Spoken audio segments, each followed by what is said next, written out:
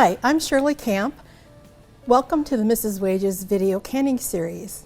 Today we're going to make apple pie filling using Mrs. Wages fruit pie filling pouch.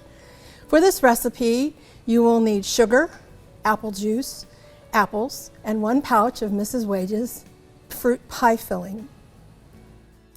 This is an extremely easy pie filling recipe, and you can find the recipe on the back of the Mrs. Wages pie filling pouch. We're using apple juice. You can use water or other fruit juice into our non-reactive pot and add the specified amount of sugar that's called for and 1 pouch of Mrs. Wages fruit pie filling. This recipe is designed so that you can make pie right away, or if you prefer, you can can it for later use. I suggest using a wire whisk to incorporate ingredients from the pouch into the liquid along with the sugar. And we're going to cook this, stirring constantly until it thickens and becomes clear.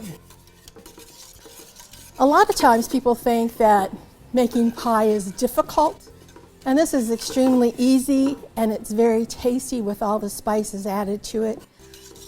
I would suggest for apples you use Pink Lady, Macintosh, Golden Delicious, any of the flavorful apples that are in season when you have the apple pie ready to go.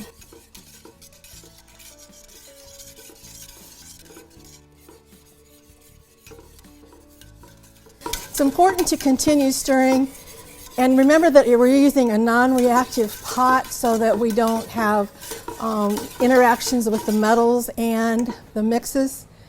Also, it's important that you have the apples pre-blanched so that they're ready to put into the pie filling. The blanching process will soften them and you'll get a better fill, and also you can get more apples in your pie filling. Remember always that when you're canning, you need to sterilize your canning jars. You can do this by either running them through the dishwasher or putting them into the water bath prior to the canning process. A lot of times I put jars into the boiling water bath to hold and keep them hot while I'm getting the ingredients ready for canning.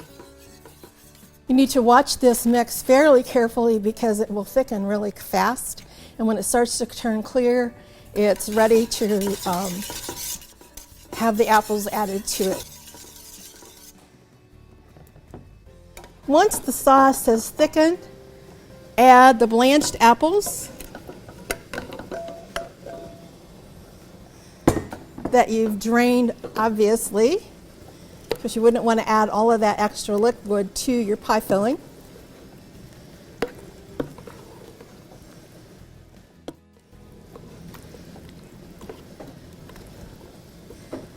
Stir it all together and you're ready to put the pie filling into your sterilized jars.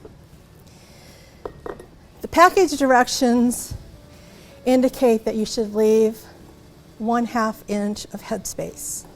Through experience, I've found that you need to leave 1 inch of headspace because this pie filling tends to swell during the canning process and can push the lids off with particles of food being caught under the lid,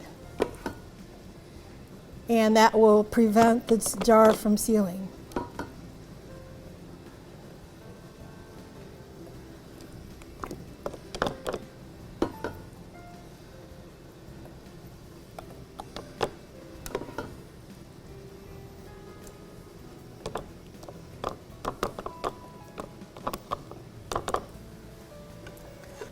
Before you put the band on the jar, you need to make sure and remove any bubbles.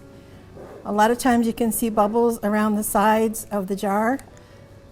So we need to make sure and get all those out of there so that we get a good fill in the jar. We'll clean the top of the jar to make sure that there aren't any particles left.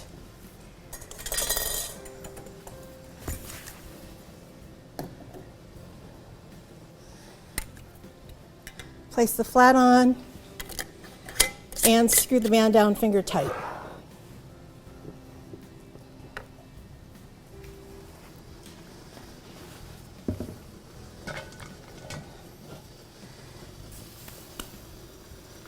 Make sure the water is at least 1 inch over the top of the jars, and process for 20 minutes. At the end of the 20-minute processing time, you need to remove the jar from the canner.